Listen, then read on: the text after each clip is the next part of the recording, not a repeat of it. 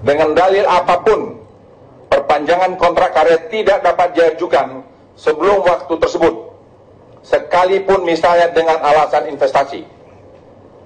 Agar rakyat dapat memahami konsistensi posisi saya, Luhut Panjaitan, dalam mencikapi kasus Freeport, berikut adalah kronologis rapat dan memo yang dilakukan oleh Luhut B. Panjaitan sejak masih sebagai Kepala Staf Kepresidenan. Saya begitu masuk di kantor Kepresidenan sebagai Kepala Staf, saya sudah melihat ada beberapa perkara yang perlu saya sampaikan kepada Presiden sebagai Kepala Staf. Saya adalah latar belakang militer, saya paham sekali bagaimana posisi seorang Kepala Staf terhadap komandannya, dalam hal ini Presiden. Saya diminta atau tidak diminta harus memberikan kajian, masukan-masukan terhadap macam masalah yang saya anggap berpotensi dapat mencederai pemimpin saya, dalam hal ini Presiden Republik Indonesia. Sebelum tanggal 16 Maret ini yang ada di slide, saya sudah menghadap Presiden menyampaikan hasil kajian-kajian yang dilakukan oleh staf saya, yang ada waktu itu adalah Saudara Darmo Prasojo, Deputi 1, kemudian Saudara Purbaya, dan juga Saudara Seto dan Saudara Lambok dalam bidang hukum. Pada rapat kabinet terbatas tanggal 16 Maret, seperti yang Anda lihat, sebagai Kepala Staf merekomendasikan bahwa proses perpanjangan Freeport perlu dikaji mendalam, karena berdasarkan peraturan baru bisa diajukan tahun 2019.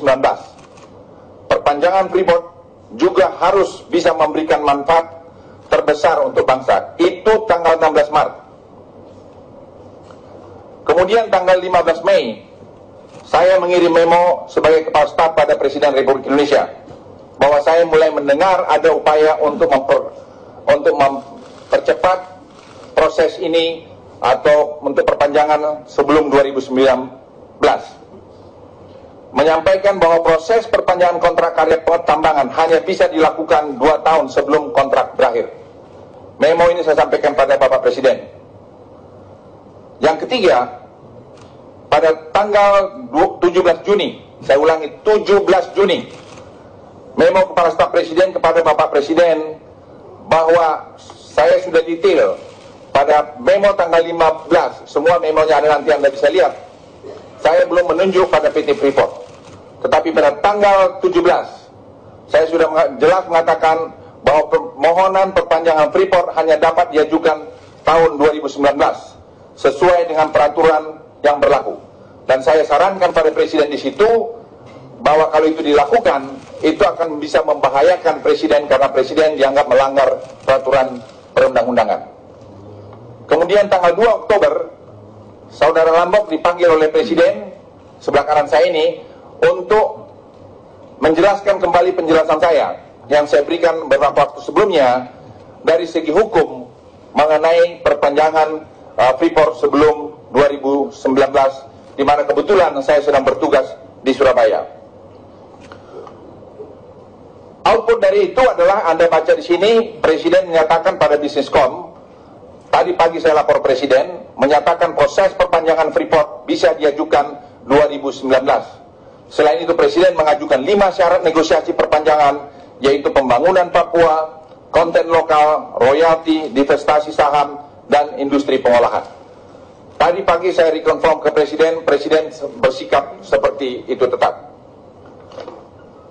Sebagai penutup, saya Luhut B. Panjaitan menegaskan ketiga posisi dan prinsip terkait kasus Freeport. Pertama, memaksimalkan izin pertambangan untuk kemakmuran rakyat Indonesia, khususnya masyarakat provinsi di mana tambang berada. Tidak pernah sekalipun berpendapat dan berpikir untuk merekomendasikan perpanjangan izin Freeport sebelum 2019. Selalu berpegang teguh menjalankan undang-undang dan peraturan yang berlaku. Demikian siaran pers saya yang saya lakukan dengan sebenar-benarnya. Luhut Panjaitan, Jenderal Purnawirawan TNI. Saya ingin garis bawahi pada saudara-saudara sebelum bertanya, sebelum ada tanya jawab. Posisi kami jelas. Jadi kalau Anda lihat tanggal-tanggal ini, kalau ada yang menuduh saya seolah-olah saya pernah berbicara kepada Saudara Novanto atau Saudara Reja untuk mempengaruhi presiden untuk memperpanjang itu. Sekarang saya baru tahu tanggal 8 itu tadi yang rekaman, tanggal 17 saya masih membuat memo pada presiden tidak setuju perpanjang itu. Dan tanggal 2 Oktober masih lagi tidak setuju kepada perpanjangan itu kepada presiden. Di mana jadi saya terlibat. Itu yang membuat saya akhirnya jadi lama-lama jadi merasakan kenapa jadi tidak adil pemberitaan ini. Saya ingin orang yang bicara mengenai ini datang ke saya, tunjukkan salah saya di mana. Saya ulangi, tunjukkan salah saya di mana, karena saya terganggu. Terganggu saya dengan 2 anak saya yang masih tentara aktif. Saya sendiri, istri saya. Dan saya ingin berhadapan dengan orang-orang yang bicara itu. Baik, kita selesaikan secara baik. Jangan negeri ini dirusak karena ruos. Jangan negeri ini dirusak hanya berita-berita tidak benar. Saya benar-benar terganggu mengenai itu, dan saya terganggu karena mengganggu keluarga saya. Menurut saya sudah keterlaluan. Siapa saja, saya ulangi, siapa saja, saya akan pertaruhkan semua untuk menghadapi itu. Karena saya hanya ingin mengabdi pada negara Republik Indonesia ini dalam umur saya seperti ini, dan saya hanya loyal kepada pimpinan saya yang kebetulan Presiden Republik Indonesia. Sekian, terima kasih. Wassalamualaikum warahmatullahi wabarakatuh. Posisi kami jelas. Jadi kalau Anda lihat tanggal-tanggal ini, kalau ada yang menuduh saya seolah-olah saya pernah berbicara kepada saudara Novanto atau saudara Reja untuk mempengaruhi presiden untuk memperpanjang itu. Sekarang saya baru tahu tanggal 8 itu tadi yang rekaman, tanggal 17 saya masih membuat memo pada presiden tidak setuju perpanjang itu. Dan tanggal 2 Oktober masih lagi tidak setuju kepada perpanjangan itu kepada presiden. Di mana jadi saya terlibat. Itu yang membuat saya akhirnya jadi lama-lama jadi merasakan kenapa jadi tidak adil pemberitaan ini. Saya ingin orang yang bicara mengenai ini datang ke saya, tunjukkan salah saya di mana. Saya ulangi, tunjukkan salah saya di mana, karena saya terganggu. Terganggu saya dengan 2 anak saya yang masih tentara aktif. Saya sendiri, istri saya. Dan saya ingin berhadapan dengan orang-orang yang bicara itu. Ya, saya pernah ketemu Reja, itu teman lama saya. Tidak ada yang salah saya lakukan, dan saya tidak tahu dia ada bahwa demikian. Dan saya pikir saya punya hak untuk berteman pada siapa saja. Dan saya juga berteman dengan saudara Novanto, dan dia sebagai ketua DPR, kami bekerja sama dengan baik, sehingga dengan demikian hubungan parlemen dengan pemerintah itu bisa berjalan dengan baik. Silakan.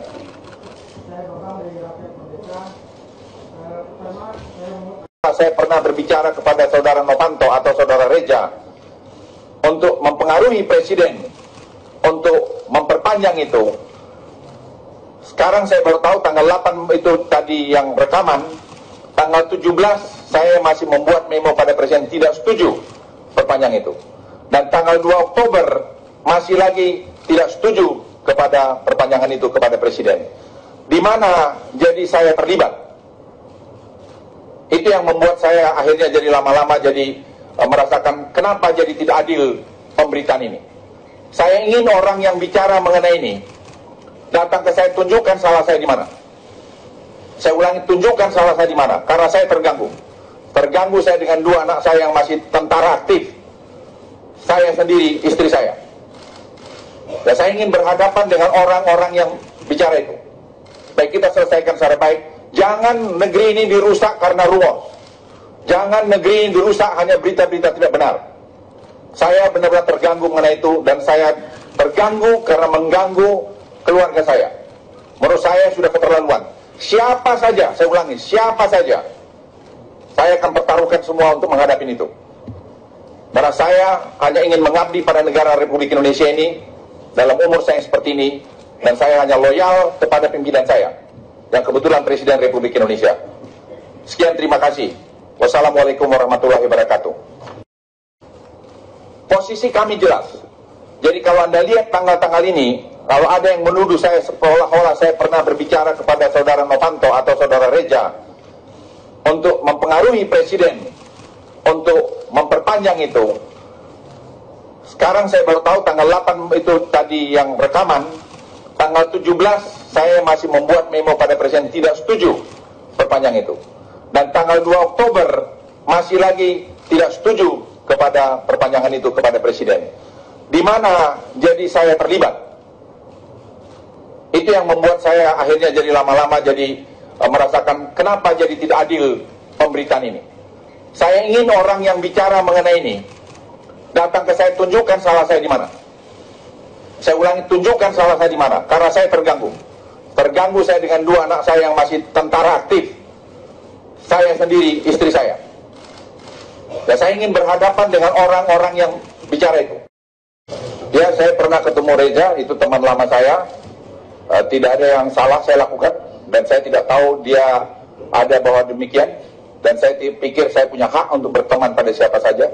Dan saya juga berteman dengan saudara Novanto, dan dia sebagai ketua DPR, kami bekerja sama dengan baik, sehingga dengan demikian hubungan parlemen dengan pemerintah itu bisa berjalan dengan baik. Silakan.